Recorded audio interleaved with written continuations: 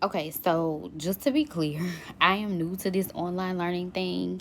I'm just basically creating resources that my students can work on at home with their parents. And I'm breaking it down step by step. I'm not making it mandatory or rushing them to master this goal, because even when we return back to school, um, if and when we do, I'm going to pick off from this and reiterate every single thing, because not every child is awarded the luxury of having technology at home to be able to do these things.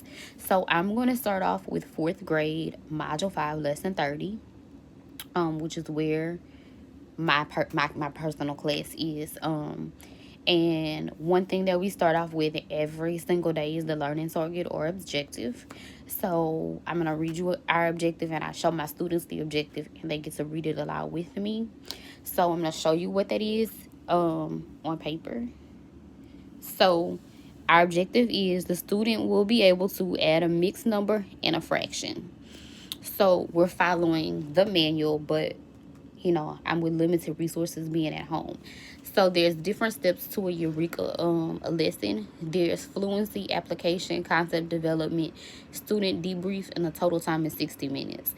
I'm not using 60 whole minutes in one session to teach one lesson at home. So we'll start off with this fluency activity. I wrote some fluency activities, problems that we're gonna do together. So I started off with 19 fifths and 12 thirds. So we're gonna compare them to see which one is bigger. So one thing that Eureka Math doesn't do for fourth grade is teach them to cross multiply to get the correct answer every time. I'm going to be honest. I teach my students to try to get if the strategy you use, you can get correct every single time, you can use that strategy. In my class, my kids have personally found that that is the best thing for them. Now, don't get me wrong. There's some people who do not get it that way. They do it another way. And please excuse my shirt. I do not work at Lake Charles Charter Academy. This is my son's school. I just have the shirt on. I work at Ralph Wilson Elementary in Lake Charles on 1400 Opelous Street. Greatest school ever. Just putting it out there. So we're going to go ahead and start with these fluency activities. So my kids will cross multiply, and I will do 19 times 3, and I will put it there. So 19 times 3 is 57. And right now, at this point, because like I told you, we're going to break it up. If you don't know how to multiply 19 times 3 in your brain or mentally, now would be the time where you could practice that. How can I figure out what 19 times 3 is? So I know that 9 times 3 is 27. So I have that in my head. And I know that 3 times 1 is 3. And so if I take that 3 and that the 20 that I have in my head, so I'm going to add the 3 and that 2 from the 27 is going to be 57. Different people see it different ways. Some people will need to write it out. So if you need to write it out and do it as so, like this, you can do that. However you need to multiply it, you can. So 9 times 3 is 27, like I said. This is one way. Some people would have just put the 27 right here. 3 times 1 is 3 plus 2 more is 57. Or like I said, other people may have done it where it is 9 times 3 is 27. And then 3 times 1. And because this is the 10th place, they would look at it like this. But our answer still comes out to be the same.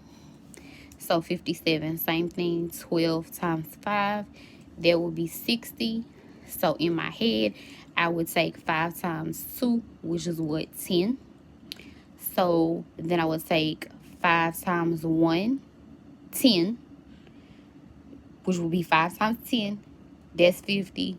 Plus my 10 I already got is 60.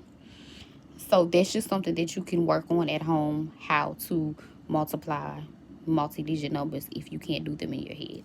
So if I have this here, 57 and 60, which one has the most? I clearly see that 60 is more. So that's going to let me know that this goes here.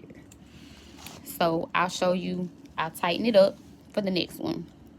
So here we go. 26 times 4, because we're cross multiplying. So we're going to put 26 times 4. And 26 times 4 is 104. And then 32 times 3 is 96. Which one is more? 104. So that lets me know that's where my arrow goes. Same thing here. Cross multiplying 25 and 5. So 25 times 5 is going to be 125. And then 20 times 4 is going to be 80. Which one is bigger? 125. Because this number is bigger. It will go there. And the last one, 26 times 2.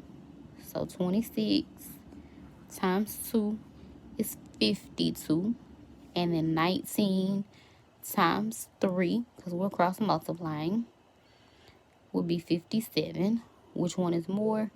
57. It eats the bigger number. So that's the first part of the fluency. This is just the compare fractions fluency